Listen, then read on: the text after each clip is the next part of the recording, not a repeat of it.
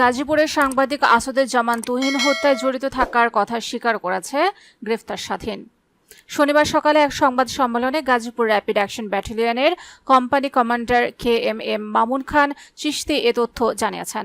Company commander জানান, স্বাধীন এ ঘটনার সঙ্গে সরাসরি জড়িত ছিল। প্রাথমিক জিজ্ঞাসাবাদে স্বাধীন ঘটনার সঙ্গে জড়িত থাকার কথা স্বীকার করেছে।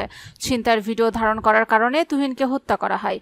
সাংবাদিক আসাদুজ্জামান তুহিন হত্যাকাণ্ডে মোট ৮ জনকে গ্রেফতার করা হয়েছে। শুক্রবার রাতে মহানগরের বিভিন্ন এলাকায় অভিযান চালিয়ে তাদের গ্রেফতার করা হয়। শনিবার দুপুরে তাদের আদালতে তোলা হবে।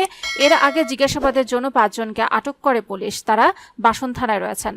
এর আগে শুক্রবার সাংবাদিক তুহিন হত্যার ঘটনায় বাসন থানায় মামলা দায়ের করা হয়। নিহতের বড় ভাই বাদী হয়ে অজ্ঞাতনামা ২০ থেকে ২৫ জনকে আসামি করে মামলা করেন। পুলিশের প্রাথমিক তদন্তে চান্দনা চৌরাস্তা এলাকায় শাপলা ম্যানশনের সামনে এক নারীকে মারধর করে বাদশা মিয়া নামে এক ব্যক্তি।